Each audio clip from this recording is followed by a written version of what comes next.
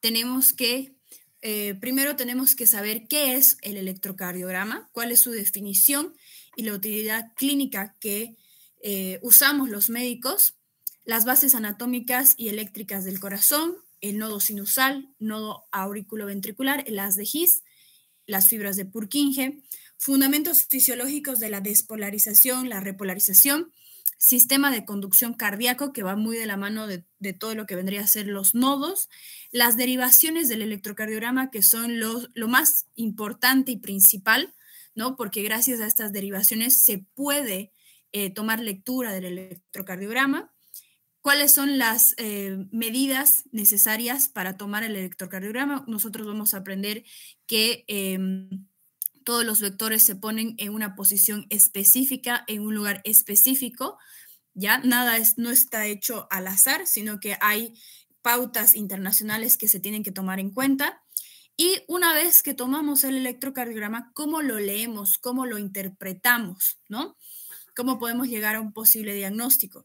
Y importantísimo también, gracias a la toma del electrocardiograma, vamos a estudiar las diferentes ondas que forman parte de esta estructura, ¿no? Una vez que tengamos en cuenta todo lo fisiológico, todos los puntos importantes de un corazón sano, ¿no? Primero ustedes en su proceso de académico médico, ustedes primero aprenden todo lo que es normal, todo lo que es sano, y luego se ve todo lo patológico para poder distinguir y poder diagnosticar.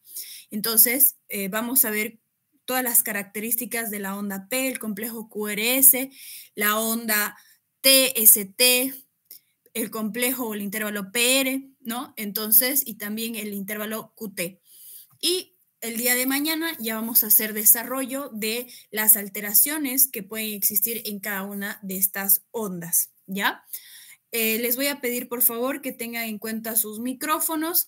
Si tienen alguna duda o pregunta, yo ahorita estoy con la ventana, o sea, con toda la pantalla en extensión. No puedo ver quién está haciendo alguna duda o consulta por el grupo, vía mensaje. Así que les pido, por favor, que si tienen alguna duda, abran el micrófono inmediatamente y puedan interrumpirme y me dicen, doctora, por favor, ¿puedo volver a explicar?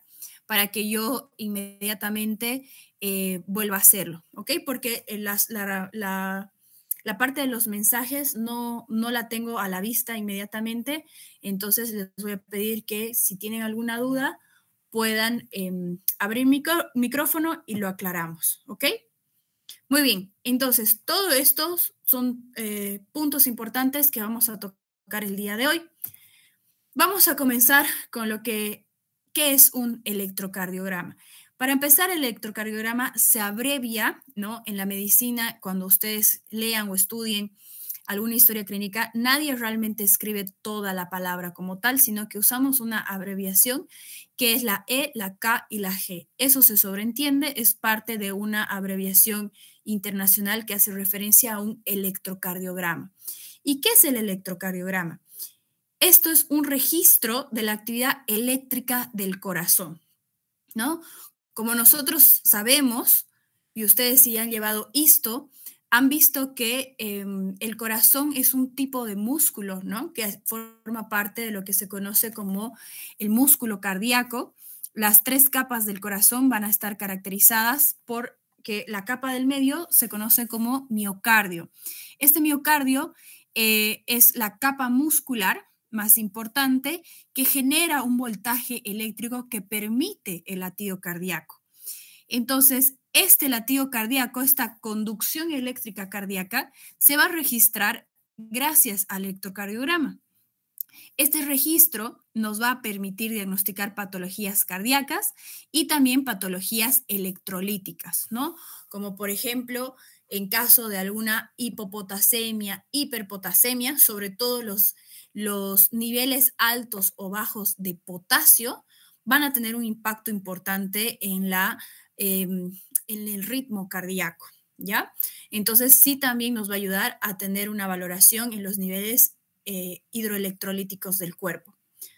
Un poquito de historia, vamos a hablar que Willem Einthoven fue el primer médico que desarrolló el electrocardiograma en 1903 y ganó el Premio Nobel de la Medicina casi 20 años, más de 20 años después, ¿no? En 1924 recién se lo galardonó con este premio tan importante.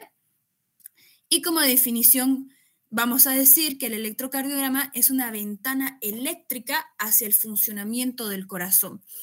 Este electrocardiograma es un examen que se hace de manera ambulatoria. El paciente no necesita estar bajo anestesia, no necesita estar en quirófano, no necesita ninguna preparación previa, ¿no? No es que el paciente tiene que venir en ayunas o tiene que venir con algún tipo de requerimiento específico. Es totalmente indoloro, ¿no? El paciente no va a sentir ningún tipo de pinchazo, ningún tipo de presión o dolor. Es una toma, un examen de gabinete bastante sencillo que dura muy poco, ¿no? No es un examen que el paciente tiene que estar enchufado a la máquina 5 horas, 10 horas. La toma del electrocardiograma es de 5 minutos. Lo hace generalmente en el internado, ustedes lo van a hacer, ¿no? El interno es quien hace la toma del electrocardiograma, generalmente puede ser en alguna sala de emergencias o si necesita algún paciente que está internado. También ustedes cuando sean internos van a hacer esta toma del electrocardiograma, ¿ya? En caso de que en algún centro de salud no hayan internos o no hayan estudiantes de medicina, las licenciadas en enfermería también están capacitadas para hacer la toma del electrocardiograma, ¿no? Definitivamente es un examen que tiene que tener una preparación, la persona o el personal de salud que va a hacer esta toma tiene que saber anatomía, sin duda alguna, porque vamos a ver que vamos a tomar en cuenta puntos anatómicos específicos para poner los electrodos, ¿no? Y en caso de que no se siga este patrón correcto, la toma del electrocardiograma va a ser mala, la lectura va a ser mala y probablemente el diagnóstico va a ser incorrecto, ¿no? Entonces, sí es un examen operador dependiente que el resultado va a depender mucho de la habilidad, del conocimiento y la destreza del personal de salud en hacer una buena toma del electrocardiograma, ¿no?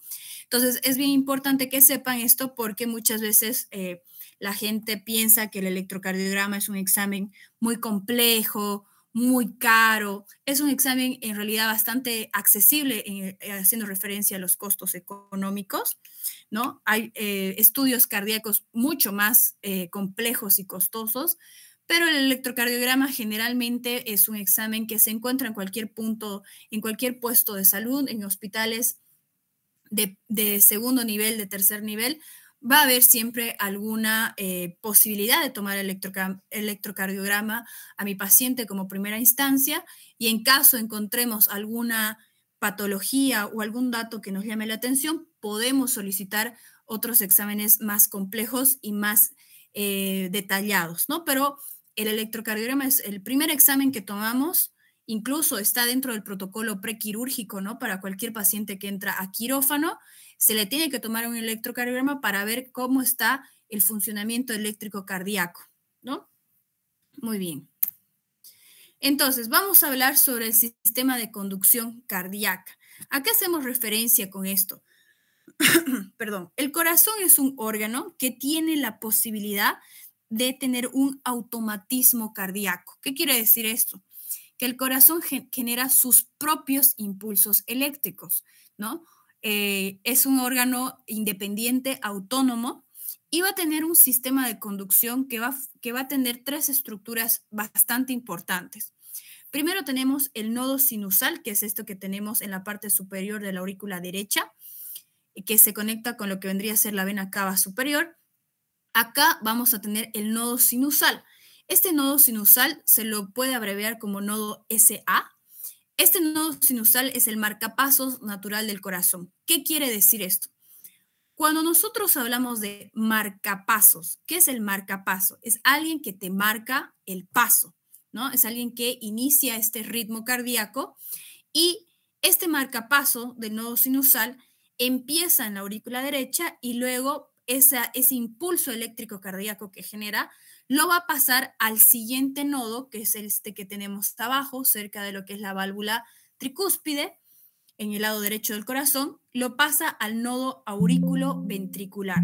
Este nodo aurículo-ventricular se abrevia como nodo AB y este retarda el impulso. Ya que hay un error de taipeo, retarda el impulso. ¿Qué quiere decir? El nodo sinusal va a mandar este impulso eléctrico a una velocidad que llega al nodo aurículo-ventricular y este nodo aurículo-ventricular le va a bajar esa velocidad para que luego llegue a lo que se conoce como el haz de His. El haz de His es esto que tenemos acá. Este haz de His está en el tabique septal del corazón y del haz de His van a salir dos fibras, una hacia el lado derecho y otra hacia el lado izquierdo, que se llaman fibras de Purkinje. Y gracias a todo este sistema de conducción, el impulso eléctrico cardíaco se distribuye en todas las cámaras del corazón, como ser las dos aurículas y los dos ventrículos, ¿no? Este impulso eléctrico va a generar lo que se conoce como potenciales de acción.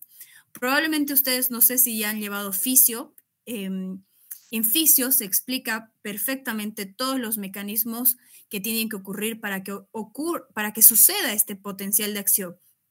Estos potenciales de acción van a generar dos cosas en el corazón sumamente importantes: la despolarización y la repolarización.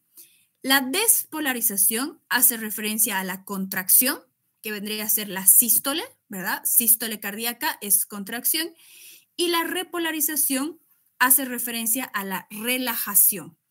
La relajación equivale a la repolarización y hacemos referencia a la diástole. Entonces, sístole, contracción, despolarización. Diástole, relajación, repolarización. ¿Ok? Súper importante porque estos conceptos los vamos a tomar en cuenta cuando hablemos de las ondas, las ondas que se van a ir formando en la escritura de EKG, ¿ya? En la escritura del electrocardiograma. Entonces, aquí está lo que les estaba explicando y justamente tenemos el nodo sinusal, que lo vemos aquí en la pared superior de la aurícula derecha. Este nodo sinusal activa el potencial eléctrico. Este potencial eléctrico, como vemos, hace que las aurículas se empiecen a contraer. Esta contracción se la va a registrar, como tenemos acá, como la onda P. La onda P es la representación de la despolarización auricular o la contracción auricular, que comienza en el nodo sinusal. Este impulso eléctrico llega acá al nodo auriculoventricular, que se encuentra en el punto de la válvula tricúspide, ¿no? Como vemos acá, y aquí comienza a formarse, empieza a ocurrir, como tenemos aquí, la despolarización ventricular, que vendría a ser, comienza la contracción ventricular, ¿no? Una vez que pasa sobre el nodo auriculoventricular, el impulso llega al haz de His.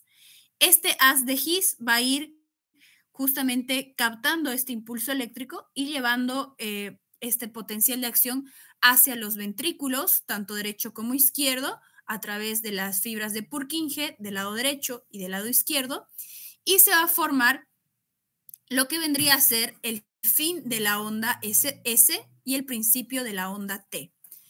Entonces, tenemos vamos a ver a detalle todo este gráfico. El electrocardiograma va a mostrar diferentes ondas: la onda P, onda Q, onda R, S y onda T. Estas son ondas sumamente importantes que van a representar la despolarización ventricular, la despolarización auricular, despolarización ventricular.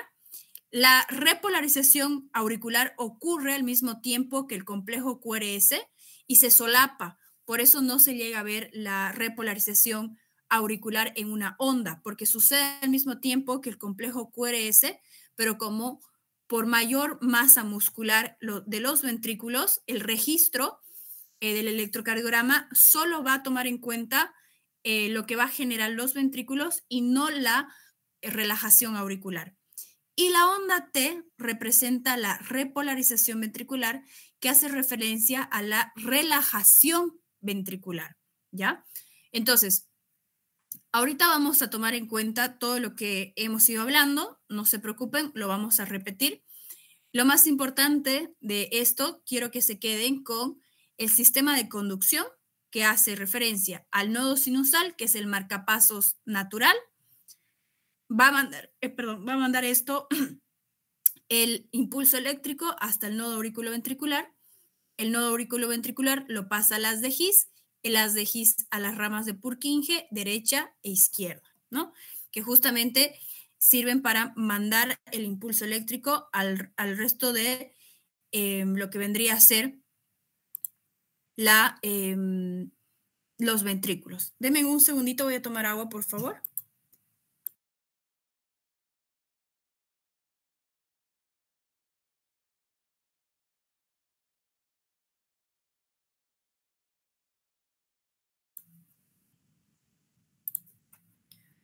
Muy bien. Acá es justamente lo que les estaba comentando, ¿no?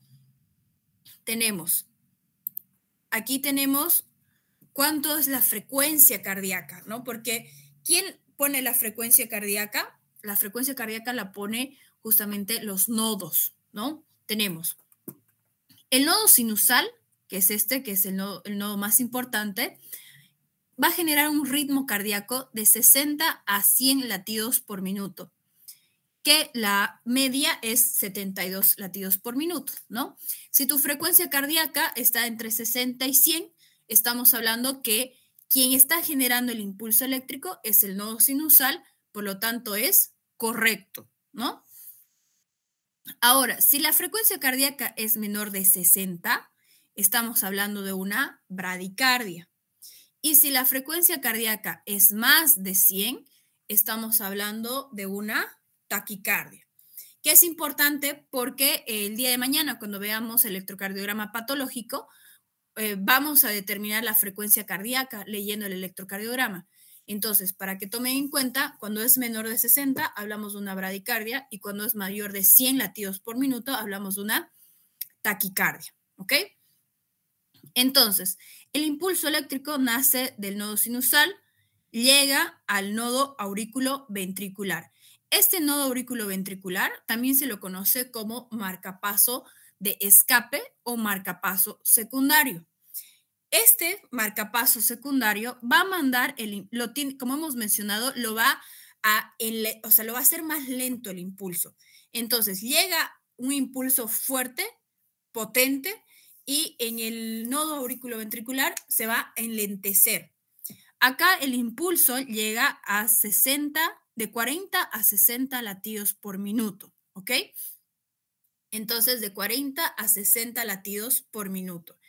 Y cuando ya llegamos a las fibras de Purkinje, que son estas que vemos acá, como vemos aquí, el latido cardíaco va a ser menos de 40 latidos por minuto, ¿ok?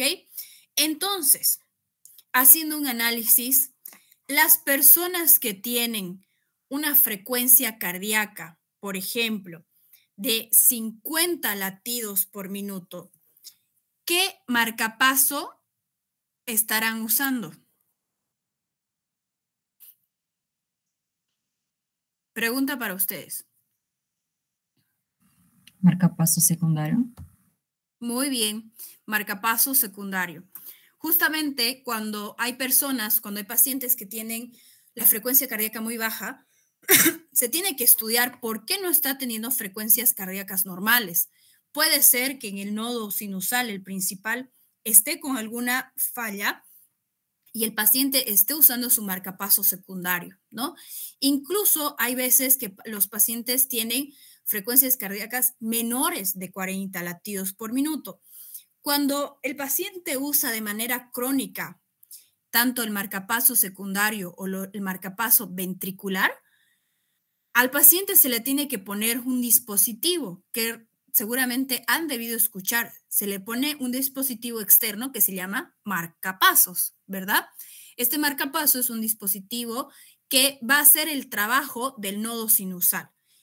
Pues muchas veces por la edad, ¿no? Por un desgaste de tejido, un desgaste tisular y por la edad, el marcapaso no funciona de manera adecuada. Y esto va a generar que el paciente tenga muy baja su frecuencia cardíaca, haciéndolo más propenso a falta de oxígeno, puede causarle desmayos, dolores de cabeza, hasta llega un punto a intervenir en la vida normal del paciente, ¿no? El paciente se cansa, va a entrar en una insuficiencia cardíaca en la que, por ejemplo, el paciente no puede ni subir las gradas porque se cansa, porque ese corazón no está recibiendo un impulso eléctrico adecuado. Hay diferentes criterios que se toman en cuenta y se analiza para ver si el paciente es un candidato para ponerle marcapaso. Y el marcapaso es un dispositivo externo que se pone debajo, es superficial, se pone debajo de la piel, tiene diferentes, por así decirlo, cables que se conectan con el nodo sinusal y el marcapaso libera este impulso eléctrico, ¿no? Hay marcapasos ahora con tanta tecnología, hay marcapasos que usted se pone y le duran toda la vida, o hay incluso marcapasos en los que cada 15, 20 años se tiene que cambiar por el tiempo de vida de la batería, ¿no? Entonces, es bien importante esta situación del marcapaso. Se toman en cuenta estas acciones externas cuando la frecuencia cardíaca es muy baja, no así cuando la frecuencia cardíaca es muy alta. Si estamos hablando de una taquicardia, yo no le voy a poner marcapasos. El marcapasos está exclusivamente indicado para casos de bradicardia. Para taquicardia se toman otras medidas, no se toma en cuenta el marcapaso, ¿ya? Pero es bien importante que tomen en consideración estos valores, ¿no? Del nodo sinusal de 60 a 100 latidos por minuto con un promedio de 72 latidos por minuto, un marcapaso secundario de 40 a 60 y el marcapaso ventricular que haría referencia a las fibras de Purkinje, ya son latidos cardíacos menores de 40 latidos por minuto. Entonces, vamos a tener el registro del electrocardiograma. El electrocardiograma es un aparato, como habíamos mencionado, externo, bastante liviano, ¿no? Es como una pequeña impresora. Vamos a tener dentro del equipo electrodos que se tienen que colocar encima de la piel del paciente. Es indoloro, no necesita el paciente previa preparación, no necesita anestesia, no se toma ningún tipo de examen extra, ¿no? Para llevarlo a hacer un electrocardiograma. Una vez colocados los electrodos de manera correcta, el electrocardiograma tiene una aguja que se mueve según el voltaje y registra en un papel milimetrado justamente reflejando el potencial eléctrico en las diferentes derivaciones cardíacas. Y lo que se ve justamente es esta imagen que vemos acá.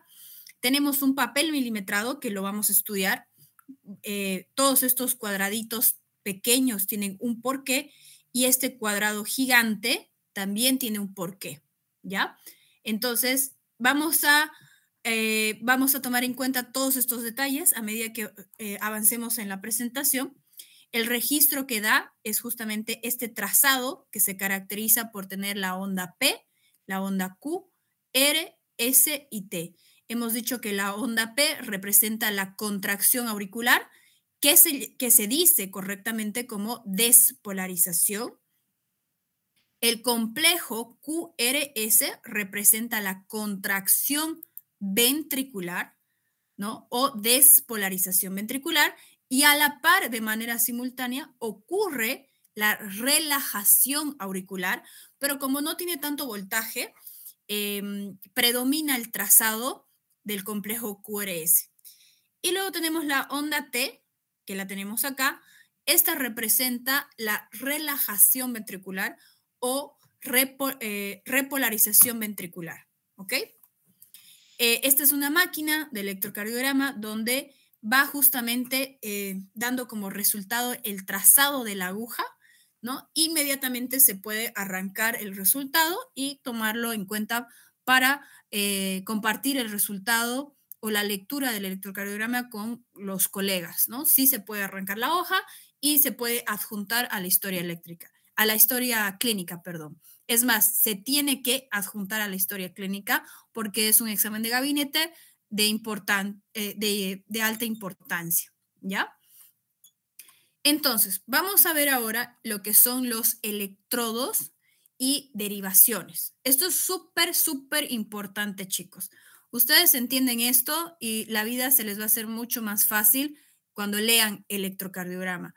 El electrocardiograma, cualquier médico general tiene que tener toda la capacidad de hacer una lectura importante y certera del electrocardiograma. Un médico general tiene que tener esa habilidad, ¿ya?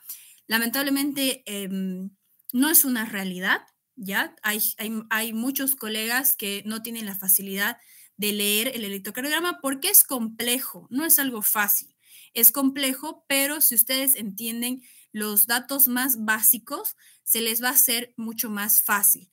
Y también de cierta manera hay que como decirlo vulgarmente, un poco afinar el ojo, ¿no? Como que el ojo se va acostumbrando a ciertos trazos y de manera automática leer un trazado en el electrocardiograma van a tener un diagnóstico súper rápido, ¿no? En relación al corazón. Entonces, lo que vamos a ver ahora es, yo diría, lo más importante del contenido de esta noche. Vamos a ver los electrodos y las derivaciones. ¿Qué vamos a ver específicamente? La definición, ¿qué es una derivación? ¿Cómo se colocan los electrodos? ¿Cuáles son las 12 derivaciones que utilizamos para estudiar al corazón? Estas derivaciones se dividen en 3 grandes grupos, en derivaciones bipolares, derivaciones unipolares, derivaciones precordiales. Y una vez que tengamos el conocimiento de estas derivaciones, vamos a interpretarlas en el electrocardiograma. ¿Ok? Entonces, ¿qué son las derivaciones? Las derivaciones son electrodos que recogen la actividad eléctrica de las células y el electrocardiógrafo las convierte en ondas, ¿ya? Vamos a hacer de cuenta, como tenemos acá, que tenemos el corazón, ¿no? Y si se fijan, aquí alrededor tenemos cámaras fotográficas. Entonces, las derivaciones lo que hacen es como si estuvieran sacando foto de diferentes ángulos, ¿no? Como estamos viendo acá. ¿Ven? Aquí, por ejemplo, esta cámara va a hacer referencia a la parte superior. Esta cámara tomará como referencia la cara inferior del corazón. Estas 2 cámaras, la cara derecha. Estas 2 cámaras, la cara izquierda. Entonces, las derivaciones, como dice aquí, son como observadores, ¿no? Que nos van a dar como resultado qué es lo que sucede en esa parte del corazón, ¿ya? Entonces, existen, hemos dicho, 3 grupos de derivaciones y es importante que vean y que tomen en cuenta esto de acá porque aquí vamos a ver diferentes ángulos, ¿no? Incluso cuando ustedes sacan una foto de cualquier cosa, les dicen como que no, este ángulo no me gusta, ¿verdad? O mejor de este ángulo. Entonces, ese dato del ángulo lo vamos a tomar en cuenta porque vamos a ver diferentes ángulos con números, o sea, ángulos específicos para ver lugares o paredes específicas del corazón. Entonces, justamente estas derivaciones, como les decía, nos permite valorar el corazón en una visión, por así decirlo, 3D, ¿no? Podemos verlo en 180 grados. Gracias a estas derivaciones podemos ver todas las paredes y superficies del corazón y todo esto se va a registrar, como vemos aquí abajo, en el electrocardiograma. Por eso en el electrocardiograma vamos a aprender que hay muchas derivaciones y todas las derivaciones me van a mostrar un ángulo del corazón, ¿ya? Entonces, eso lo vamos a tomar en cuenta. Aquí lo mismo, ¿no? Las cámaras nos permiten una visión tridimensional del corazón. Entonces, vamos a empezar hablando de la colocación de los electrodos. Esto es súper importante porque si ustedes colocan mal, la lectura va a ser incorrecta, ¿no? Y puede causar, obviamente eso puede causar serios problemas. Ustedes tienen que saber porque estos son protocolos y parámetros internacionales, ¿ya? Aquí en la China y en donde sea, estos colores van exactamente en los mismos lugares en todo el mundo, ¿ok? Entonces, para la colocación de electrodos, vamos a tener 4 colores. Un color rojo, un color amarillo, un color negro y un color verde, ¿ya? Estos colores son estandarizados, ¿ok? No va a existir un hospital que tenga otro tipo de colores. Vamos a ver que el color rojo, el electrodo rojo, va en el brazo derecho, ¿ya? En el brazo, siempre en el brazo derecho, a nivel de las muñecas. ¿Por qué? Porque estos electrodos lo que queremos es justamente saber el pulso de nuestras arterias, de la arteria radial, ¿no? Cuando ustedes palpan el pulso a nivel de la muñeca, sirve para que sea en el mismo lugar. Y lo mismo pasa a nivel de los miembros inferiores. El brazo izquierdo va a estar representado por el color amarillo, como vemos acá. El color verde va a estar representado por la pierna izquierda, ¿ok? Y la pierna derecha va a ser color negro. Entonces tenemos rojo, brazo derecho, amarillo, brazo izquierdo, verde, pierna izquierda y negro, pierna derecha, ¿ya? Esto es súper importante porque estos electrodos van a registrar potenciales eléctricos que se dispersan hacia la periferia y pueden ser captados en las extremidades. El único electrodo que no va a captar y solo hace de tierra es el que está de negro, ¿ya? El color negro que está en la pierna derecha no capta ningún electrodo como tal, sino que hace el elemento de tierra, ¿ya? Y justamente para que esto suceda de manera adecuada, al paciente se le tiene que poner una lámina de metal debajo del paciente. Generalmente se le pone debajo del paciente. Tiene que estar en contacto, pero en el hospital se le pone una plaquita de madera, generalmente debajo en la espalda, para que haya una interacción correcta de todos los electrodos. ¿Ok? Súper. Estos son electrodos, estos son los electrodos periféricos. Y aquí tenemos los electrodos de las derivaciones precordiales. Estas derivaciones precordiales van a hacer referencia a los potenciales de acción que el corazón mismo emite, ¿ya? Por eso dice, registran potenciales eléctricos sobre la piel que se encuentra por encima del corazón. Estos no necesitan ser conectados con miembros superiores o miembros inferiores. El potencial eléctrico viaja a través de la superficie de la piel que está encima del corazón y es lo que se registra, ¿no? Estas derivaciones precordiales también tienen una regla específica para colocarlos, ¿ya? Que las vamos a mencionar enseguida. Entonces, tenemos las derivaciones, las periféricas, ¿verdad? Que se colocan en las extremidades y las derivaciones precordiales, ¿ok? Tenemos estas derivaciones en la periférica, se llaman derivaciones unipolares o bipolares, monopolares, perdón, y bipolares, y estas son las derivaciones precordiales. En medicina pre significa antes, ¿verdad?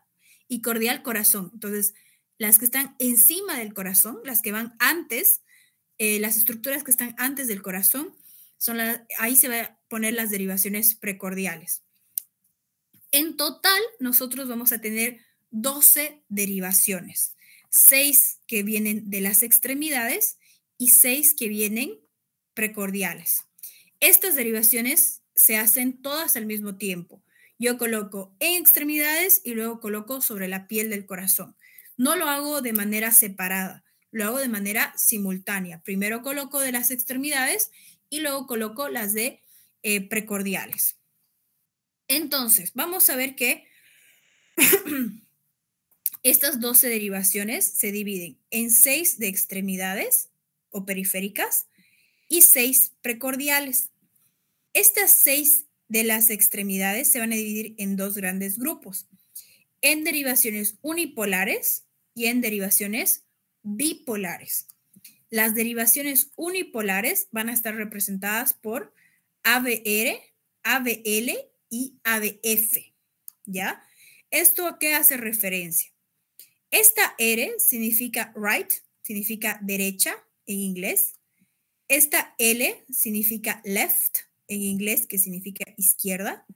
Y esta F significa foot, que significa pie en inglés. Entonces, aquí tenemos derecha, izquierda y pie. Las derivaciones bipolares se van a clasificar en D1, D2 y D3. Esto está representado en números romanos, D1, D2 y D3. Y las derivaciones precordiales van a llamarse V1, V2, V3, V4, V5 y V6. ¿Ok? Entonces, vamos a estudiar y analizar cada una de estas derivaciones. Aquí está. Las derivaciones de las 6 extremidades van a ser captadas en un plano frontal, en un corte coronal, ¿ya? En el plano frontal. Y las derivaciones precordiales son las que se van a tomar en cuenta en un plano horizontal o en un corte transversal. Estas, las derivaciones unipolares y bipolares, son en sentido vertical, porque cuando el paciente se para, está en sentido vertical las extremidades, ¿verdad? Entonces va a ir en sentido vertical. Y estas, las precordiales, va a ir en sentido horizontal, en el plano horizontal, ¿ok?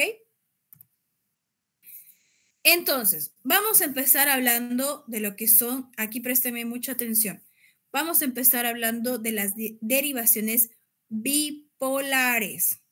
Las derivaciones bipolares van a ser 3, de 1, de 2 y de 3. ¿Y qué quiere decir esto? Tenemos todos los vectores van a tener la flecha o la punta hacia donde se dirige el vector siempre es positivo y la cola siempre va a ser negativa.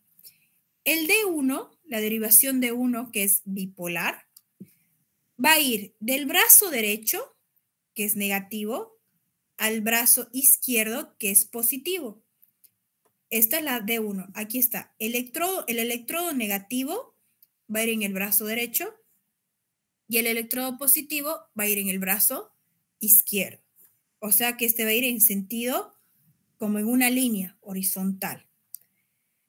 La siguiente derivación, que es D2, esta D2 va el electrodo negativo en brazo derecho, aquí está, brazo derecho, electrodo positivo, pierna izquierda. Entonces, desciendo hacia la pierna izquierda, positivo, negativo, positivo.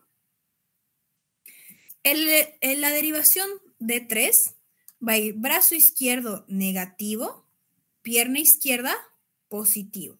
Entonces va de arriba hacia abajo, ¿ok?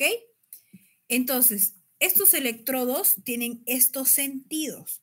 D1 es horizontal, D2 y D3 va a tener una inclinación, ¿no? No están en sentido descendente en 90 grados, sino que va a tener un ángulo diferente. Y acá justamente vamos a ver cómo se van a ver en los trazados del electrocardiograma. La derivación de 1 siempre nos va a mostrar la pared lateral alta del corazón. Pared lateral alta del corazón, porque estamos viendo que las derivaciones bipolares, la derivación de 1 va a estar en este sentido de la flecha que yo estoy moviendo enseguida. Esto va a determinar todo lo que sucede, es como tener una cámara fotográfica en esta porción, que determina todo lo que sucede en la pared lateral alta. Luego tenemos la derivación de 2 y de 3, que estamos viendo que está en este sentido, las flechas se están viendo hacia abajo. Por lo tanto, estas dos derivaciones va a ser como tener cámaras fotográficas en la pared inferior del corazón, ¿ya? Entonces, si yo estoy sospechando un infarto en la cara inferior o pared inferior del corazón, yo me voy a fijar en estas derivaciones. Voy a ver cómo está el trazado eléctrico en estas dos derivaciones. ¿Ok? Entonces, estas son nuestras derivaciones bipolares. Luego tenemos nuestras derivaciones unipolares. Estas van a ir del corazón hacia las extremidades. Por eso estamos viendo estas flechas que todas salen del corazón hacia la periferia. Entonces, vamos a tener las derivaciones unipolares, es ABR, ABL y ABF. Como ya hemos mencionado, R de right, de brazo derecho, L de left, de brazo izquierdo, y F de foot, de pierna izquierda. La pierna derecha hemos dicho que está con el electrodo negro, que no capta ningún voltaje, ¿no ve? Por eso todo el que mencionemos de pierna siempre va a ser solo y exclusivamente la pierna izquierda, ¿ok? Entonces tenemos las derivaciones unipolares, son 3, ABR, ABL y ABF. Acá vamos a tener la ABR, que es del centro del corazón hacia el brazo derecho. Por eso la flecha está negativo el corazón, positivo el brazo derecho. ABL es del corazón al brazo izquierdo, negativo y positivo. Y el foot es desde el corazón hacia la pierna izquierda, negativo y positivo. ¿Qué vamos a ver? ABR, que es esto que tenemos acá, ¿no? Ven que continuamos. ¿Y qué es lo qué estructura se vería si yo tengo una cámara fotográfica acá? Se va a valorar lo que es la aurícula derecha. Entonces, ABR valora la aurícula derecha. Luego tenemos la ABL, que es esto que tenemos acá, que va a valorar la pared lateral alta del corazón. Pared lateral alta del corazón. Y ABF, que es lo que tenemos acá, va a valorar la pared inferior del corazón. Entonces, quiero preguntarles, ¿cuáles son las 3 derivaciones que permitirían valorar la pared inferior? Fíjense en la imagen, ¿cuáles son las 3 derivaciones en total, ya sea bipolares o unipolares, que permiten valorar la pared inferior? Si alguien me puede decir, por favor. La derivación 2, derivación 3 y ABL. Está correcto, F, ¿no? De 2, perfecto. De 3, perfecto. Y la ABF. Porque si se fijan, las 3 derivaciones están en relación con la pared inferior. Y eso es súper importante, chicos, porque ustedes les van a preguntar en cualquier examen de cardio o cuando estén en el internado, ¿cuáles son las 3 derivaciones que valoramos el piso o la pared inferior del corazón?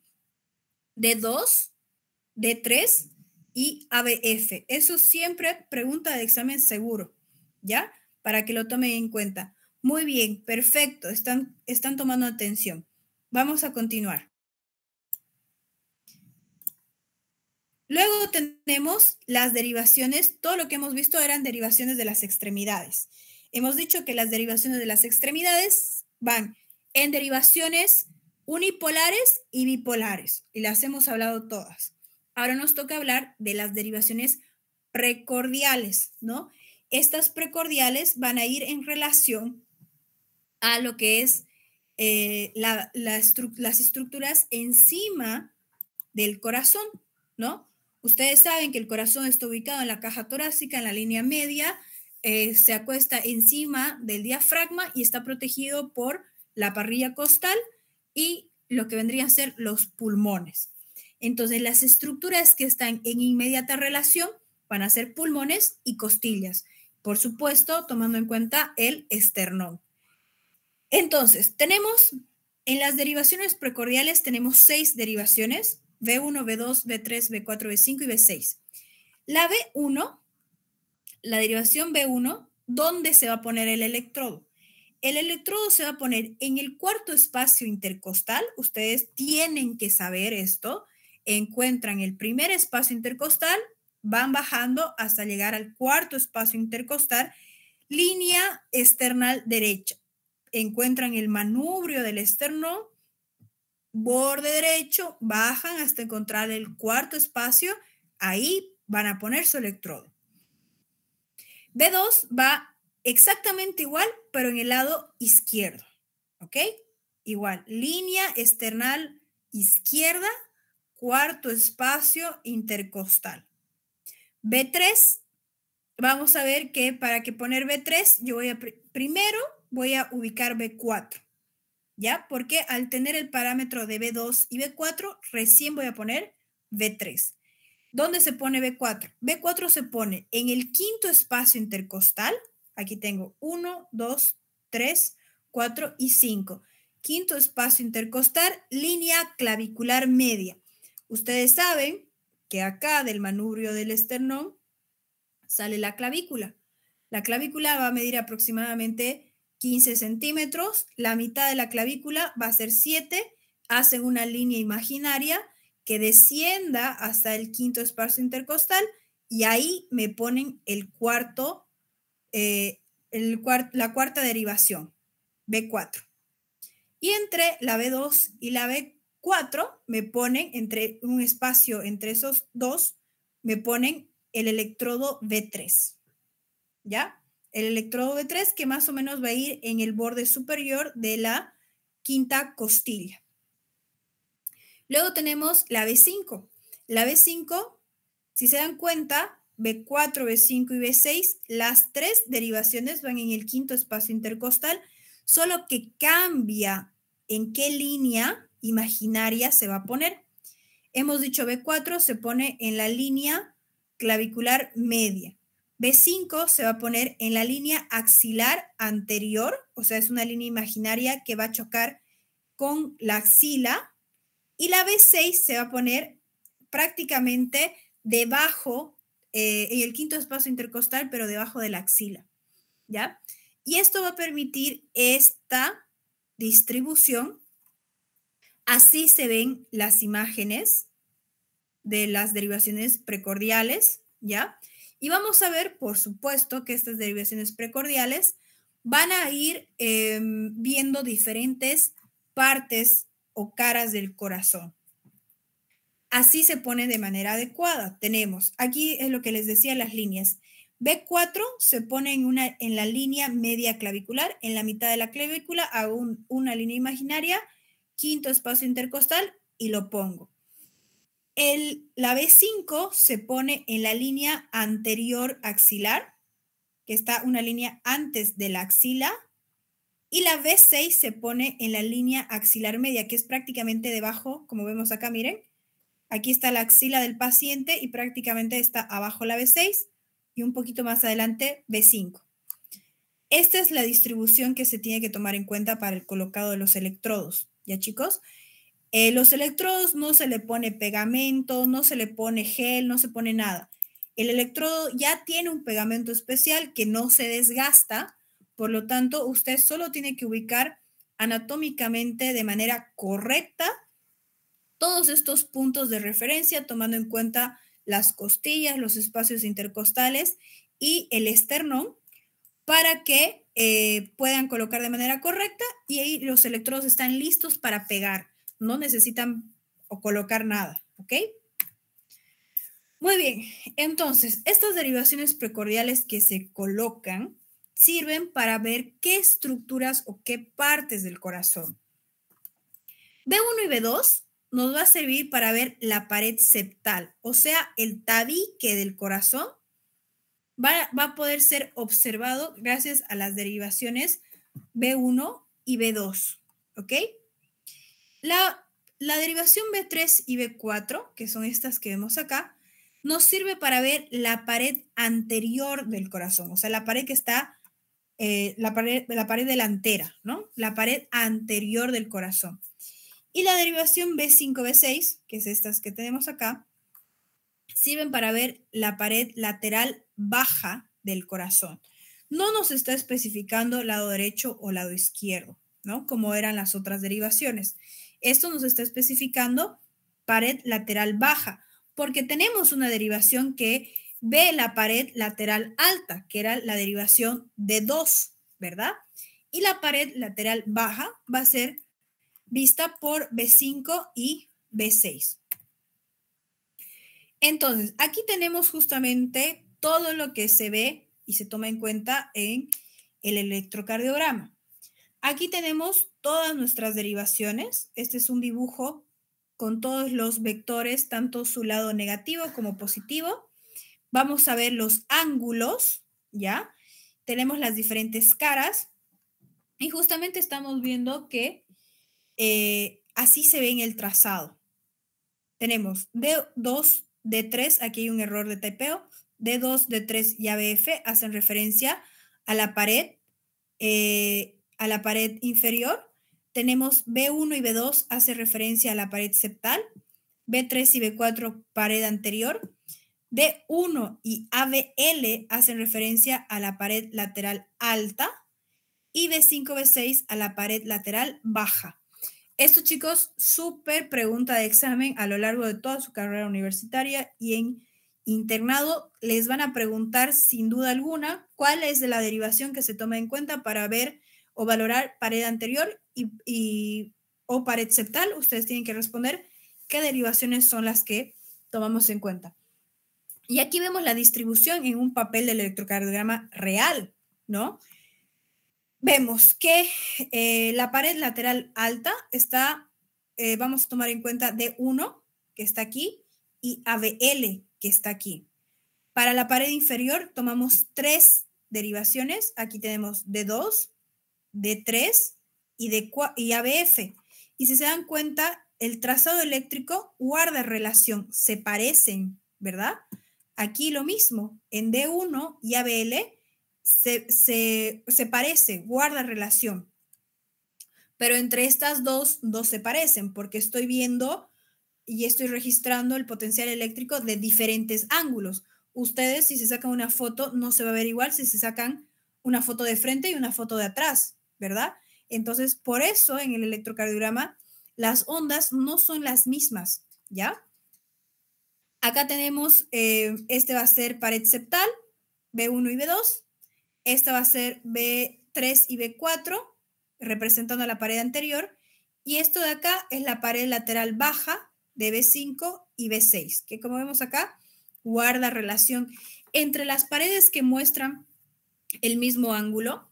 El trazado eléctrico es bien parecido, ¿ok? Para que tomen en cuenta y no se asusten si, por ejemplo, aquí ven un voltaje bien bajito y aquí uno mucho más alto.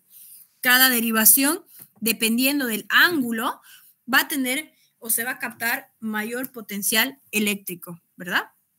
Muy bien. Aquí vemos igual el trazado eléctrico, tenemos así se traza, este es un electrocardiograma obviamente real, donde vemos, primero se ponen las derivaciones bipolares de 1, de 2 y de 3, siempre. Luego de las derivaciones bipolares van a aparecer las derivaciones monopolares, que es ABR, ABL y ABF. Luego continuamos con las derivaciones monopolares, que es B1, B2 y B3. Continuamos con B4, B5, B6. Y aquí abajo vamos a poner un trazado continuo de la derivación bipolar D2. ¿Por qué? Porque la D2 es la única que va en 180 grados, o sea, en línea recta horizontal. Por lo tanto, su trazado nos va a permitir evaluar si es que el potencial eléctrico en general en el corazón está funcionando de manera adecuada, ¿ya? Entonces, este es el orden en el electrocardiograma. D1, D2, D3, ABR, ABL, ABF, B1, B2, B3, B4, B5, B6 y abajo un trazado completo, porque si se dan cuenta de todas las derivaciones ponen un poquitito, como que hay un trazado de unos cuantos segundos y luego pasamos a la siguiente derivación. mientras que en la porción inferior, en la parte inferior del electrocardiograma, se va a ver todo el trazado completo y esto nos permite, por ejemplo, este trazado de D2 nos va a permitir sacar frecuencia cardíaca, nos va a permitir sacar desviación o no del eje, nos va a permitir ver si hay las ondas P, si hay complejo QRS y si hay onda T, ¿no? Porque aquí se ve súper bien, tenemos onda P, QRS, T y todo está relativamente en orden, todas guardan cierta similitud, ¿no? Entonces esto es importante que lo tomen en cuenta. Ahora, ¿qué va a pasar aquí? Nosotros vamos a tener estas derivaciones, se ven así en el cuerpo. Tenemos la derivación que tenemos aquí, esta es la D1, derivación D2, derivación D3, derivación ABL, que es esta que va en sentido ascendente. Tenemos la derivación ABF, derivación ABR. Esto, chicos, es lo que yo me atrevería a decir lo más complejo, ¿no? Porque esto que estamos viendo acá, este triángulo de Einthoven, que es un sistema hexaxial, es lo mismo que estamos viendo aquí, en esta parte de acá. Este mismo dibujito es exactamente lo mismo que esto, pero le estamos poniendo ángulos, ¿verdad? Los ángulos son cuantitativos, yo le tengo que poner un número, ¿no? Y justamente acá tenemos los ángulos. Todo lo que vamos a tener justamente, cada 30 vamos a tener ángulos. Cada 30 tenemos 0, 30, 60, 90, 120, 150, 180. Todo lo que es positivo va a estar inferior y todo lo que es negativo va a estar superior. Menos 30, menos 60, menos 90, menos 120, menos 150, ¿no? Y este sería acá menos 180. Esto se llama sistema hexaxial, que justamente nos va a permitir el estudiar o encontrar el eje cardíaco o el eje eléctrico del corazón, que es muy importante para encontrar diferentes patologías cardíacas como arritmias, insuficiencia cardíaca o infarto agudo de miocardio, ¿ya? Entonces, tenemos la derivación normal, hemos dicho D2 de 60 grados, de 120 a 60 grados. El potencial de acción del corazón tiene que ir en esa dirección, ¿ya? Es como si alguien disparara, el disparo tiene que ir en esa dirección con esa variación de ángulos. Si el potencial de acción se registra, no sé, por ejemplo, así, al revés, en dirección a D3, eso no es normal, ¿ya? Y les voy a enseñar cómo funciona.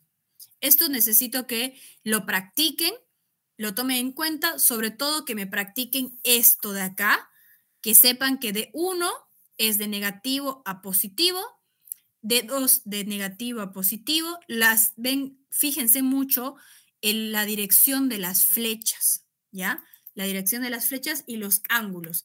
Y todo eso, si lo pasan a un esquema así, van a tener esto como resultado. Entonces, ahora vamos a aprender cómo se lee el electrocardiograma, ¿ya? Tenemos, para la lectura del electrocardiograma, vamos a tomar en cuenta esta secuencia de pasos, ¿ya?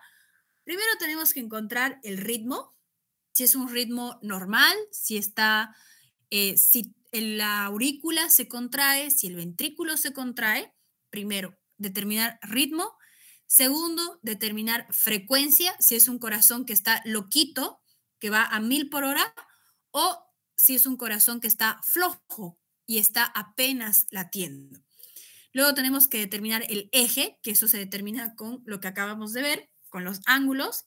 Tenemos que ver y medir los complejos y las ondas, la onda S, PQRS, el complejo QRS y todas las ondas que hemos mencionado, y luego ver si las ondas, el trazado eléctrico, ¿Se ve normal o se ve aberrante? Se ve medio extraño, ¿ya? Si es como si alguien estuviera dibujando algo raro. La morfología de las ondas es importante estudiarlas. Entonces, vamos a empezar con lo primero.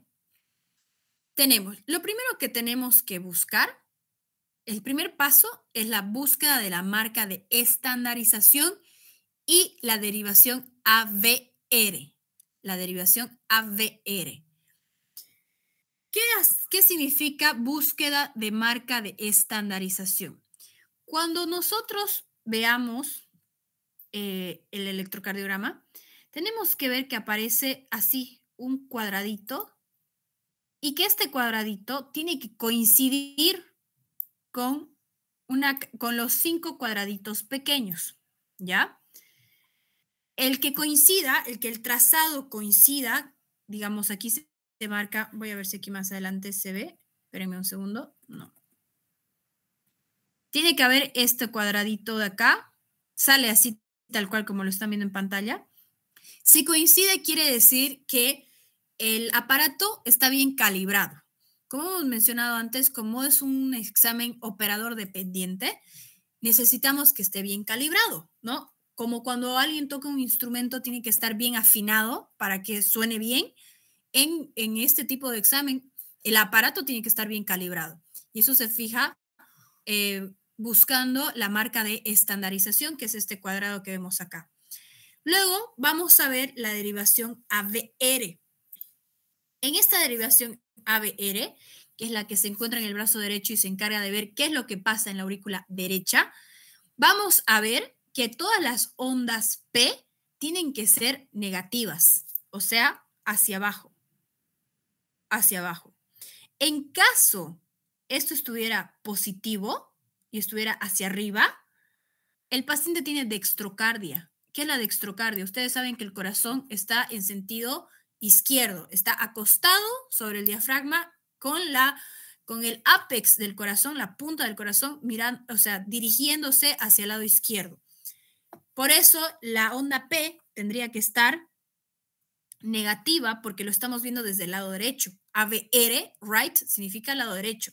Entonces tendría que estar negativa la onda, lo normal es que esté negativa la onda en AVR, y si estuviera positiva esta onda, estamos hablando de un paciente con una posible patología llamada dextrocardia, que es que el corazón, en vez de dirigirse hacia la izquierda, se está dirigiendo hacia la derecha. Y como nuestro electrodo está en el lado derecho, va a captar una onda P positiva, porque la está mirando del ángulo, del mismo ángulo. Entonces, el potencial eléctrico va a hacer que la onda P sea positiva, ¿ya? Entonces, como dice acá, todas las ondas deben estar invertidas en la derivación AVR, tanto la onda P, tanto el complejo QRS y la onda T. Eso es lo primero que yo tengo que ver para ver si el corazón de mi paciente está anatómicamente dirigiéndose hacia el lado izquierdo, como cualquier corazón normal, ¿ya? Ahora, otra cosa importantísima. En el electrocardiograma vamos a ver estas ondas que están en sentido ascendente y un trazado, todo este trazado que es horizontal.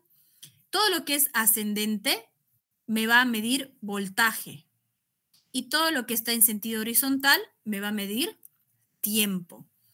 Por lo tanto, este cuadrado gigante va a tener muchos cuadrados chiquititos, como lo estamos viendo acá, ¿verdad? Un cuadrado chiquitito equivale a 0.1 milivoltios. 5 cuadrados chiquititos corresponden a 0.5 milivoltios. Y 10 cuadrados chiquititos equivalen a 1 milivoltio. Mientras que el tiempo,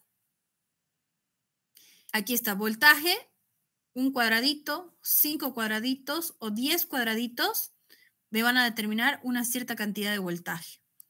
En tiempo, en sentido longitudinal, vamos a tener un cuadradito equivale a 0.04 segundos. 5 cuadraditos, que es lo que tenemos acá, equivale a 0.20 segundos. Y 25 cuadraditos equivalen a 1 segundo. ¿Ya? En la marca de estandarización, el cuadrado que aparece aquí, en realidad es un rectángulo en sentido vertical, tiene que tener 10 milímetros de altura, que equivalen a 1 milivoltio, y 5 de anchura, que equivalen a 0.20 segundos. Entonces, en tu marca de estandarización, tiene que coincidir con estos datos que tenemos acá. ¿Qué quiere decir? De altura, tiene que tener 2 cuadrados grandes de altura, este rectángulo que está en sentido vertical, y tiene que tener un cuadrado de ancho, 2 de altura y 1 de ancho. Si este cuadrado, este rectángulo que está acá, tiene o cumple esto, quiere decir que la máquina está bien calibrada, por lo tanto la lectura o la toma de este electrocardiograma va a ser de manera correcta. ¿Ya? Muy bien. Lo segundo que vamos a ver es la interpretación de la frecuencia cardíaca. Esto, hay varias maneras de cómo pueden determinar la frecuencia cardíaca. Vamos a ver. La primera manera es, tenemos la regla de los 1500 y la regla de los 60. Ustedes pueden elegir cuál de las dos reglas les es más fácil.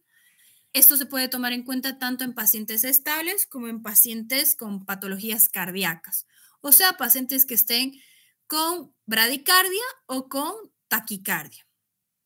Entonces, vamos a hablar primero de la regla de los 1500. Esta regla de los 1500 va a funcionar así. Yo tengo que ubicar o localizar 2 ondas R, que son las ondas picudas. ¿Ven? Las únicas ondas picudas. 2 ondas R. E idealmente que coincida con una de las líneas gruesas, como vemos acá. R y R. Encuentro un trazado, generalmente se hace en D2, ¿verdad? Y tengo acá, por ejemplo, estos dos, tenemos un ejemplo de un paciente con bradicardia, que es esto de aquí arriba, y un paciente con taquicardia, que es esto de aquí abajo. El paciente que va a tener bradicardia, yo ubico mis 2 Rs y voy a darle, en la regla de los 1500, la regla va así, 1500 dividido intervalo RR, o sea, ¿cuántos cuadrados hay entre un R y otro R? Nosotros hemos dicho que aquí en este cuadrado gigante hay 5 cuadrados chiquititos. Entonces aquí tengo 3 cuadrados gigantes. 3 por 5 es 15. 1500 dividido entre 15, la respuesta son 100 latidos por minuto. El paciente está con taquicardia, ¿verdad? Lo que estaba mencionando al revés. Aquí es taquicardia y abajo es bradicardia. Ahora, en este caso, encontramos R y encontramos R. Aquí hay 1, 2, 3, 4, 5 cuadrados grandes. 5 por 5, 25. 1500 dividido entre 25 me da 60 latidos por minuto. El paciente tiene bradicardia, ¿no? Esa es la regla de los 1500. 1500 siempre es 1500. Ese es un número completamente definido, ¿ya? Un número definido, 1500, dividido entre los cuadraditos que hay entre un R y otro R. En la regla de los 60, acá tenemos 60. En la regla de los 60 tenemos 60 dividido igual entre R y R, pero ya no tomo en cuenta los cuadrados, sino tomo en cuenta el tiempo. Cada cuadrado gigante equivale a 0.20 segundos, como estamos viendo acá. 0.20 segundos, 5 cuadrados pequeños, un cuadrado grande. Entonces, tengo 0, aquí como hay 3 cuadrados grandes, sería 3 por 0.60, ¿verdad? Como tenemos acá. Sería 60 dividido 0.60, 100 latidos por minuto. Llegamos al mismo resultado, ¿verdad? Paciente taquicárdico. en esta parte de abajo tenemos 0,20 más 0,20 más 0,20 más 0,20.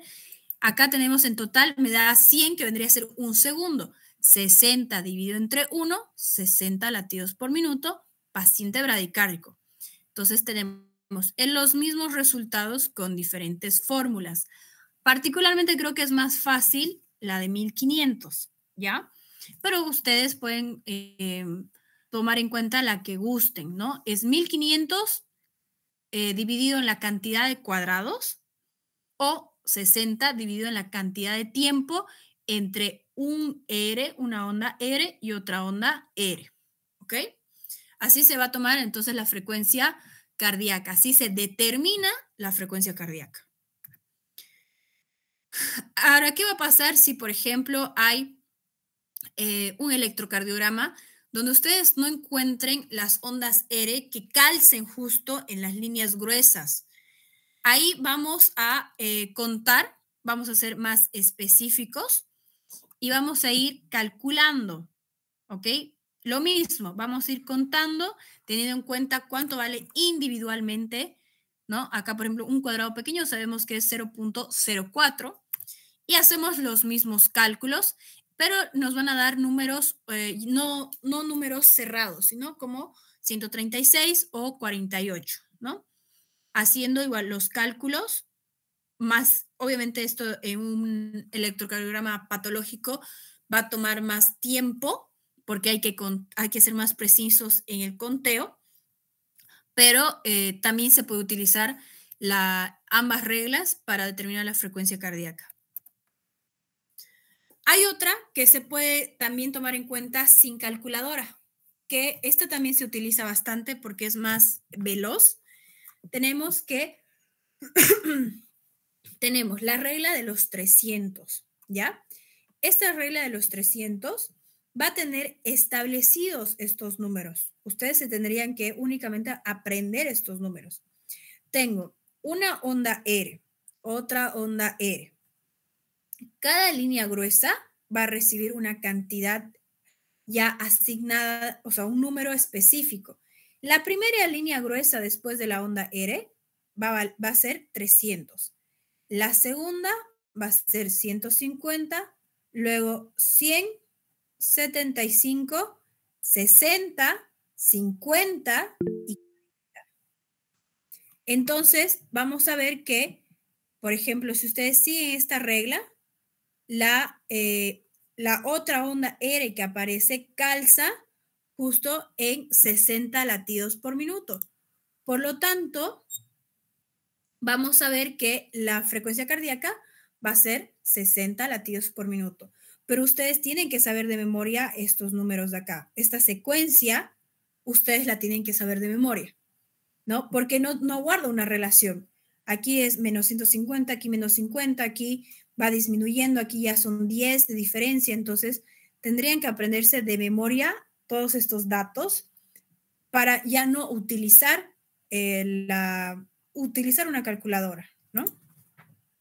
Pero como son pocos números, la gran mayoría se los aprende y determina la frecuencia cardíaca mucho más rápido. Acá, por ejemplo, en un caso irregular, en una interpretación, igual tenemos una onda, vamos a ir buscando R. Aquí, si se fijan, hay un trazado irregular porque acá hay mucho espacio entre dos ondas R, en cambio aquí no hay nada. En este tipo de electrocardiogramas, lo que vamos a hacer es contar las ondas R, cuántas hay, y las multiplicamos por 10. Por ejemplo, tengo aquí 1, 2, 3, 4, 5, 6, 7, 8, 9. 9 ondas y lo multiplico por 10, voy a tener 90. El paciente que tiene este ritmo irregular, su frecuencia cardíaca va a ser 90. El paciente está taquicárdico, ¿verdad? O con una posible taquicardia. No una taquicardia tan marcada, pero sí su corazón está aumentado de velocidad. Aquí están. Muy bien. Vemos acá en la interpretación del ritmo cardíaco.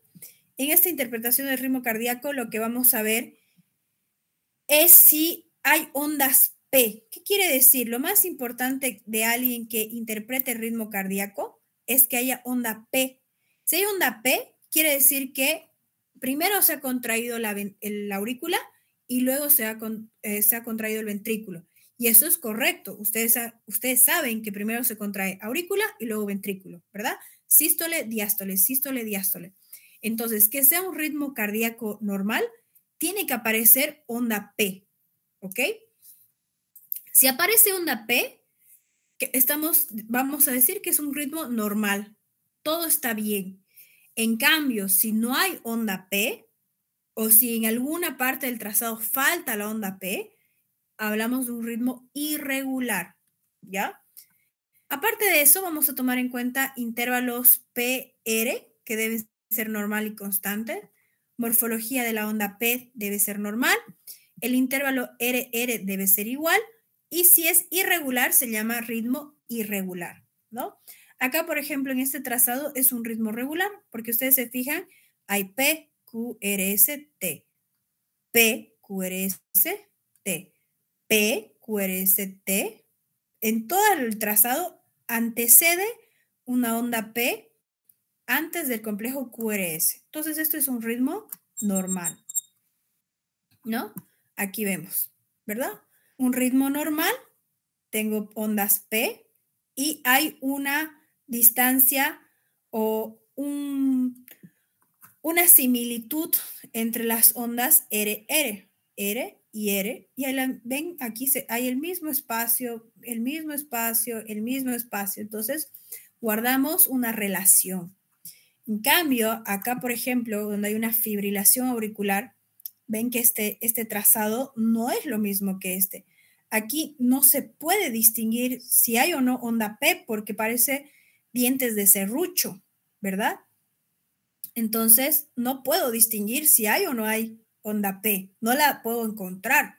Y si se fijan, las ondas R están en diferentes distancias. Aquí están cerquita, aquí están lejos, aquí están cerquita, aquí están re lejos. Entonces, no guarda relación. Este es un ritmo irregular, ¿ok? Ahora, vamos a ver en la interpretación del eje. Tenemos, esto es bien importante, el eje es súper importante encontrarlo. Vamos a ir dibujando esto que hemos visto, lo vamos a pasar a ese sistema hexaxial y vamos a comenzar con la derivación D1 y la derivación ABF. D1 hemos dicho que va de brazo derecho a brazo izquierdo, de negativo a positivo, de menos 180 grados a 0 grados. ABF hemos dicho que va en sentido de brazo derecho a pierna izquierda. Va a ir en sentido descendente, de negativo a positivo, en 90 grados, menos 90 grados, más 90 grados.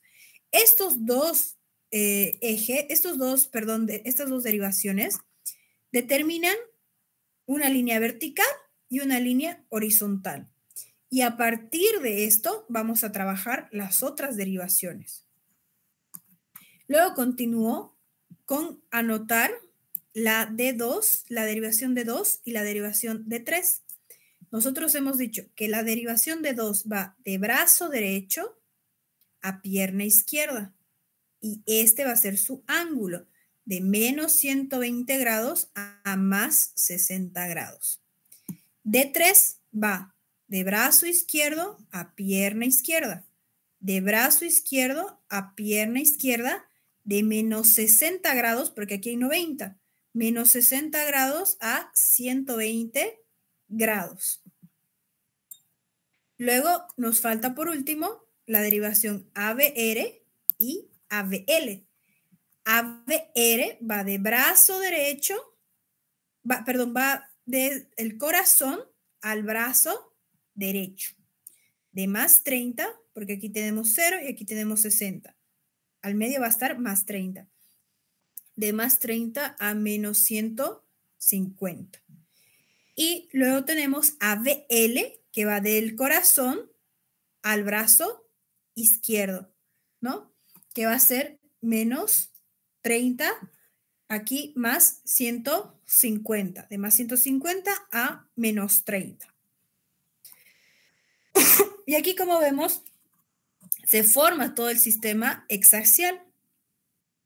Traduciendo esto en esto, tenemos todos los ángulos de positivo a negativo de todas las derivaciones, ¿no? Aquí tenemos sistema hexaxial, perdón. Y vamos a decir, ¿por qué necesitamos armar esto? ¿Por qué es importante? Porque esto es lo que nos va a permitir determinar el eje del corazón. El eje normal del corazón, chicos, va de 0 grados a 90 grados, porque miren, el nodo sinusal, el potencial eléctrico baja en esa dirección, como estamos viendo acá la flecha. Esta flecha encaja o no perfectamente en los ángulos de esta parte de acá. Obviamente que sí. Entonces, tenemos el eje normal va de 0 a 90 grados. Eso va a poner en relación D1, D2 y ABF. Más específicamente, 60 grados es el ángulo archinormal, por así decirlo, que representa a la derivación de 2. Por eso en el electrocardiograma abajo hay la derivación de 2 en todo su trazado, no solo un pedacito, ¿ya? Entonces, súper importante, ¿cuál es el ángulo normal del eje cardíaco? De 0 a 90 grados o de 90 a 0 grados, no importa, ¿ya? ¿Esto qué quiere decir? Que todo esto de acá nos va a servir para ver si hay desviación o no del eje. Cuando yo hablo de desviación del eje, hago referencia a que si esta flecha que tendría que ir en este sentido, no va en este sentido, sino que se va a otra dirección y el potencial eléctrico no viaja hacia el lugar donde debería ir y por eso ese corazón no late como debería latir, ¿ya? Entonces, tenemos todo lo que es azul es eje normal, el corazón no tiene patologías. Si tengo un eje, desviado de más 180 a más 90, si al sacar el eje veo que me da entre alguna de estos ángulos, el eje va a estar con desviación a la derecha, ¿ya? ¿Qué quiere decir esto? Lo vamos a tomar en cuenta con esta tabla. El eje cardíaco normal, D1 y ABF es positivo. D1 y ABF es positivo, todo esto es eje normal. Un eje desviado a la izquierda va de D1 positivo a ABF negativo, de 0 a menos 90. Todo esto, si sacando el eje me da menos 60, este es un eje desviado a la izquierda. La flechita de la dirección de conducción eléctrica se está yendo a la izquierda, y no se está yendo muy a la izquierda y no está yendo en dirección normal, se está desviando hacia la izquierda. El eje que se desvía a la derecha es cuando tengo D1 negativo, menos 180, y ABF positivo. Esa flechita que tendría que ir en esta dirección se está yendo muy a la derecha. Eje con desviación a la derecha. Y si el eje va hacia arriba, ¿no? Donde D1 es negativo, menos 180, y ABF es negativo, menos 190, es un eje indeterminado, donde no estamos pudiendo, no vemos que este potencial de acción se mueva, ¿no? No va en sentido normal, no se va a la derecha y no se va a la izquierda, está indeterminado. Acá, por ejemplo, podemos ver D1, ¿cómo yo sé si es positivo o negativo? Por la onda predominante. Si se fijan aquí, D1, la onda predominante está hacia abajo. Por lo tanto, D1 va a ser negativo. ABF, su onda predominante es hacia arriba. Entonces, si D1 es negativo y ABF es positivo, aquí está. Si D1 es negativo y ABF es positivo, hay desviación del eje hacia la derecha. Acá, si D1 es positivo, porque miren, la onda predominante está hacia arriba, por lo tanto, esta es positiva. Y ABF, que es esto de acá, ven, su onda está la más fuerte, la que más llama la atención, está hacia abajo. Por lo tanto, esta es negativa. Si D1 es positivo y ABF es negativo, si D1 es positivo, como vemos acá, y ABF es negativo, hay desviación a la izquierda. Así se toma en cuenta. Para tomar en cuenta el eje cardíaco, solo toman o revisan dos derivaciones, D1 y ABF. Esto siempre ha sido igual pregunta de examen. ¿Qué derivaciones se toman en cuenta para determinar el eje cardíaco? D1 y ABF, nada más, ¿ok? Acá un pequeño recordatorio de las desviaciones y qué paredes están de acuerdo a qué vectores.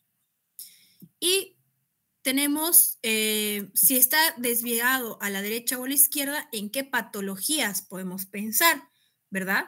Porque el propósito de encontrar el eje es ver si el impulso cardíaco está yendo en el sentido que debería ir y si no está sucediendo eso, ¿por qué? ¿Qué sospecha diagnóstica puedo tener? Si el eje se desvía a la derecha, puedo pensar en una hipertrofia ventricular derecha, que esto puede estar asociado a una miocardiopatía hipertrófica. Puedo estar pensando en un bloqueo de rama derecha, en un hemibloqueo posterior izquierdo, en un enfisema y cor pulmonale y en una tetralogía de Fallot, que es una patología cardíaca congénita importante, ¿ya? Entonces, tomo en cuenta si el eje se ha ido a la derecha, voy a ver si mi paciente no tiene alguna de estas patologías para tratarla, obviamente, ¿no? Si el eje se va a la izquierda, puedo estar sospechando de una hipertrofia ventricular izquierda, un bloqueo de rama izquierda, un hemibloqueo anterior izquierdo, un síndrome de Wolff-Parkinson-White, que es un síndrome que hay como una desconexión mínima, hay una desconexión mínima del impulso eléctrico, o si está el paciente cursando con una cardiomiopatía hipertrófica, ¿ya? Muy bien.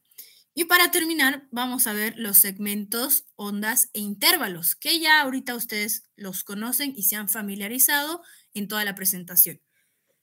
Nosotros tenemos la onda P, que habíamos dicho que representa la despolarización auricular. El segmento PR, que es el tiempo en que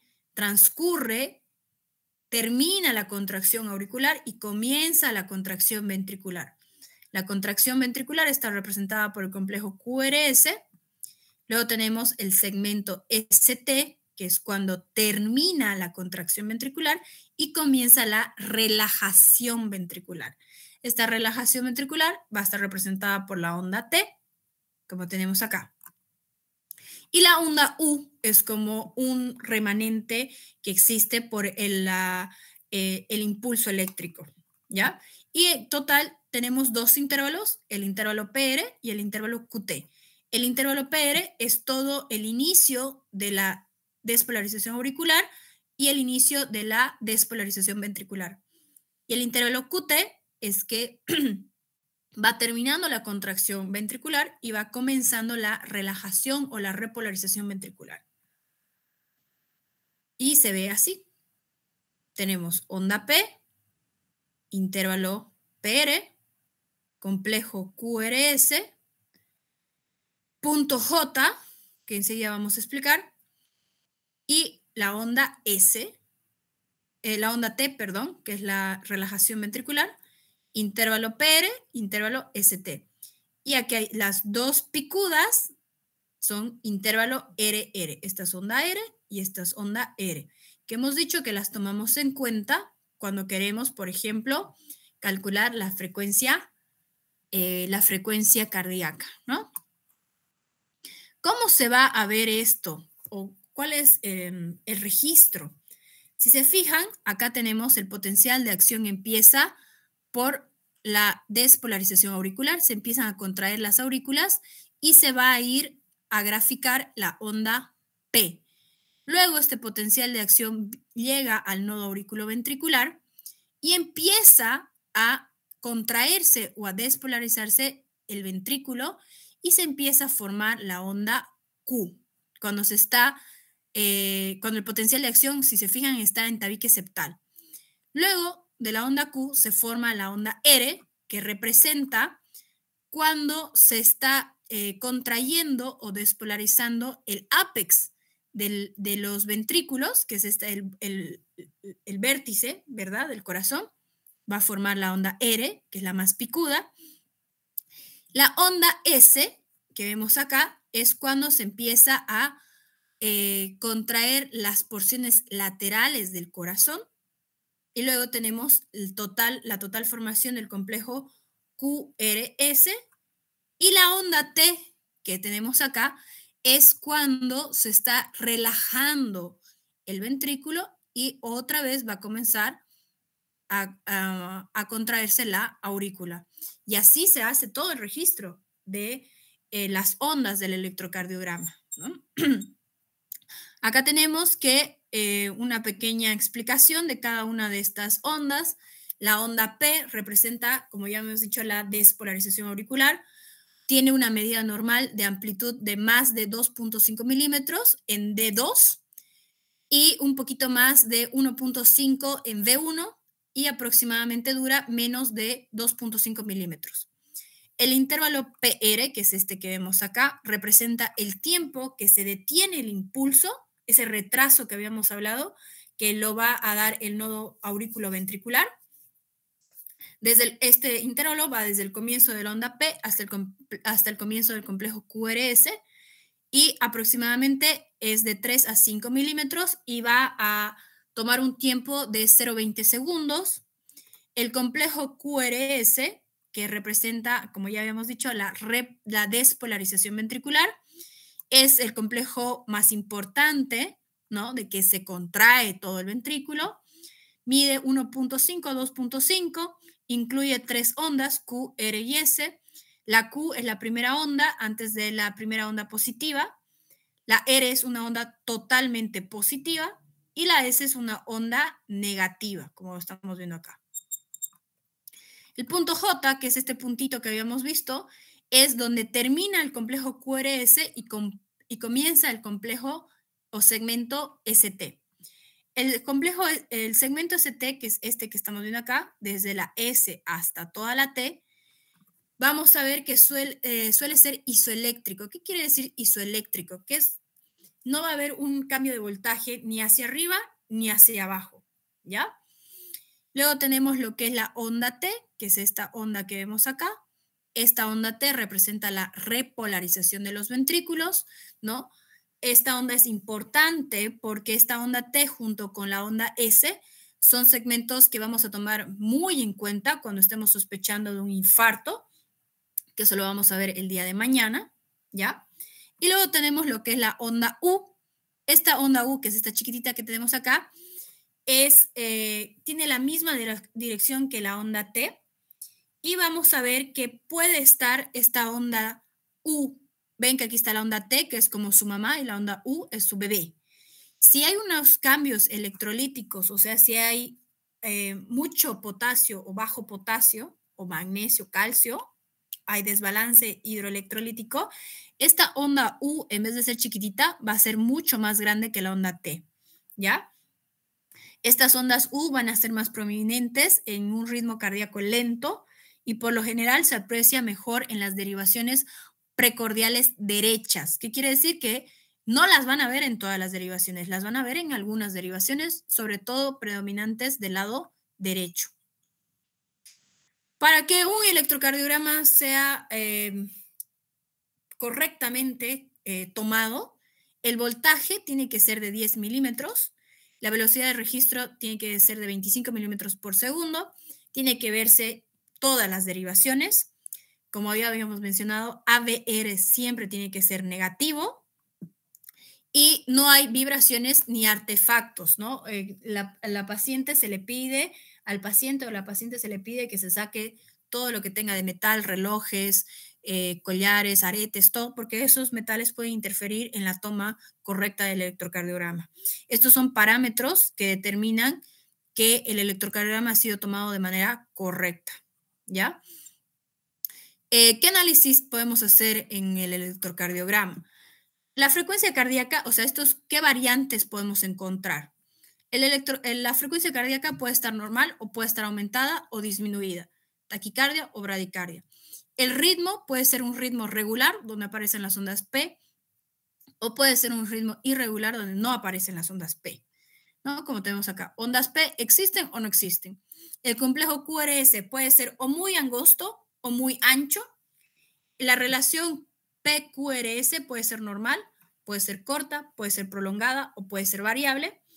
Y el segmento ST, que es extremadamente importante para la determinación de un paciente con infarto agudo de miocardio, este segmento ST puede ser normal, puede haber un descenso, o sea, la línea va a ir como hacia abajo, que esto nos indica un infarto subendocárdico, o puede ser un segmento ST en ascenso, o sea, el gráfico va a ir hacia arriba, como una montaña rusa hacia arriba, que eso nos indica un infarto agudo de miocardio transmural, que obviamente es mucho más peligroso y con alta tasa de mortalidad en relación a un infarto subendocárdico. Por eso hay pacientes que tienen infarto y sobreviven, porque han tenido un infarto subendocárdico. Les ha dado hasta a llegar al hospital y que sean tratados. Y hay pacientes que les da un paro cardíaco y se mueren en el acto, porque ha sido un infarto transmural o con supradesnivel ST, que eso lo vamos a ver mañana.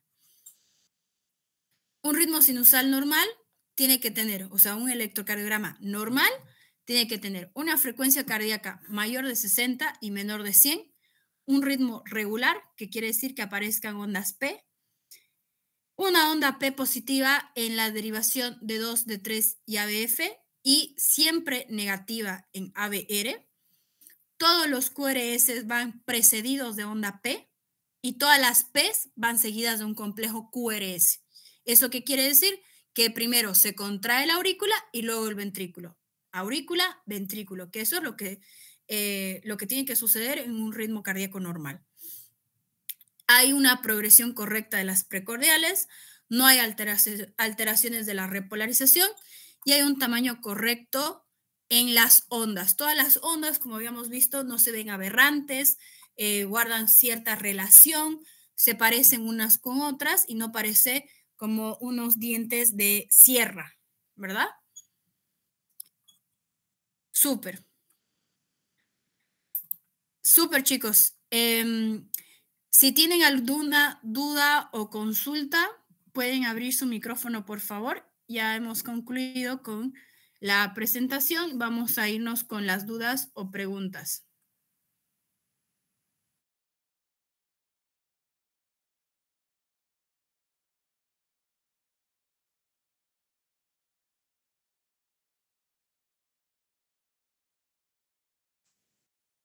Buenas noches, doctora. Yo tengo una pregunta sobre respecto para sacar la frecuencia cardíaca con la regla de los 300. Había una imagen que ponía que, y digamos, el pico se encuentra entre, o sea, no llega como que a una de las esquinas de los cuadritos.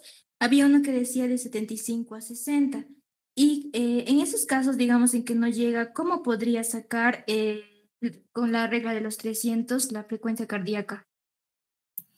Muy bien, enseguida vamos a la diapositiva para ver eso. Dame un segundito.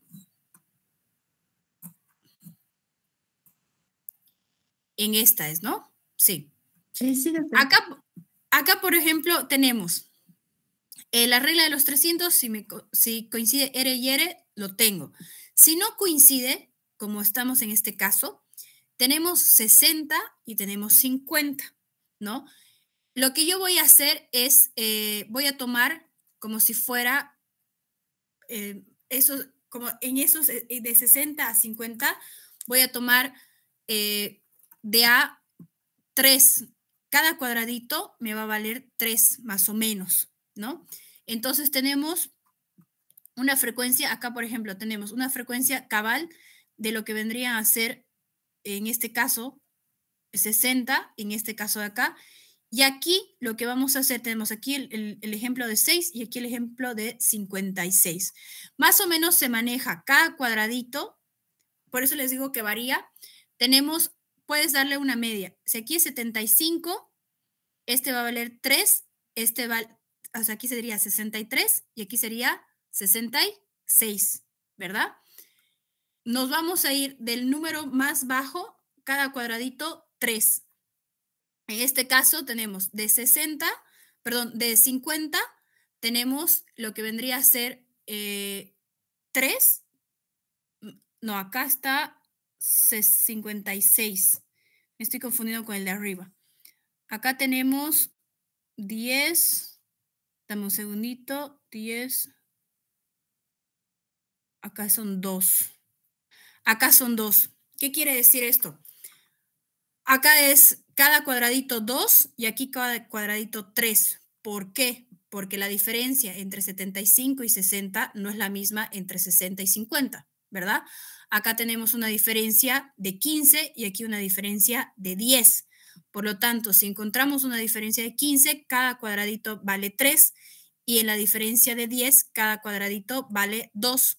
Entonces, si aquí es 50 y aquí 60, tengo 52, 54, 56. ¿Cuánto sería? 56 latidos por minuto.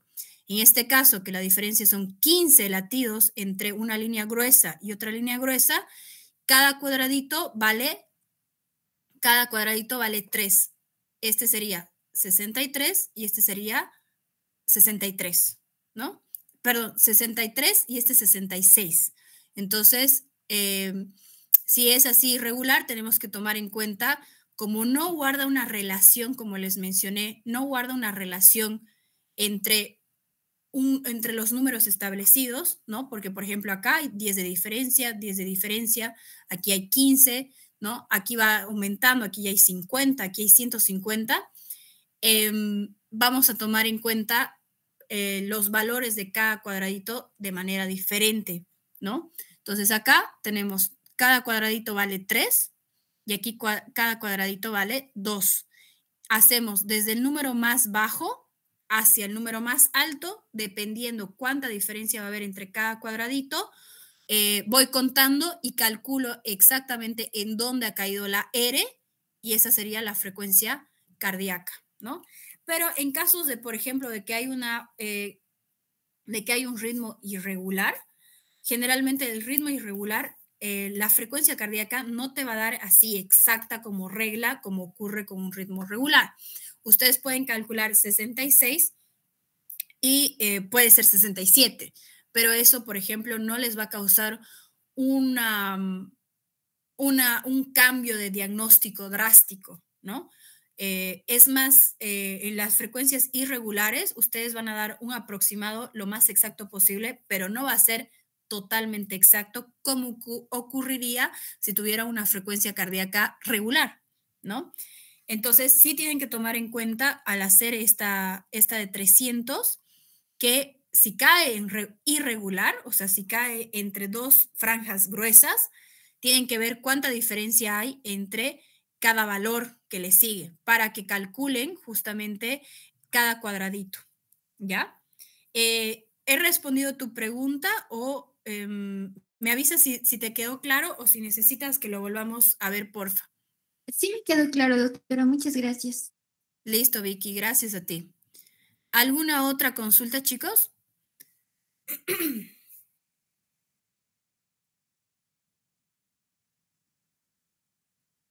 Doctora, disculpe, tenía otra duda con respecto a la onda U. ¿Representa ¿Ya? algún tipo de proceso, de momento de la contracción, de la relajación en este caso? ¿O en algo representa o simplemente es esa parte no la entendí? Es un proceso, es una onda de transición. Ahorita lo vamos a ver. La onda U dice misma dirección que onda T. Son más prominentes en ritmo. Es una onda de transición. No representa realmente una acción como tal. Simplemente es cuando termina la onda U es cuando está terminando todo el proceso de la contracción, de la relajación ventricular y va a comenzar nuevamente el ciclo con la onda P. Es como una onda de transición, ¿ya? Una onda en donde está terminando la onda T, por eso aparece después de la onda T y antecede a la onda P, porque por ejemplo, si aquí si este trazado continuara todo, ¿qué onda le seguiría? La onda P, ¿verdad? Entonces la onda U es simplemente un proceso de transición entre cada ciclo cardíaco. Nos dice, por ejemplo, que ya se terminó toda la relajación del ventrículo y nuevamente va a volver a comenzar una contracción auricular. Ok, doctora, muchas gracias. Súper. Muy bien, chicos, les voy a pasar el link de la valoración que va a haber enseguida. ¿Ya? Voy a dejar de compartir. ¿Tienen alguna pregunta o consulta más? Somos 51 personas. Voy a mandar enseguida el link para que, denme un segundito que voy a dejar de compartir la pantalla y voy a pasarles el link por medio de mensaje. Y tienen tienen 5 minutos, no mentira, no tampoco. Les voy a dar 15 minutos para dar su quiz, son 10 preguntas cortitas y yo voy a ustedes se van a registrar con su email y yo voy a tener el registro de quiénes han dado el examen y cómo les ha ido, ¿ya? Una vez que estén listos con el examen, me avisan. Denme un segundo que ahora mismo les paso el link, por favor.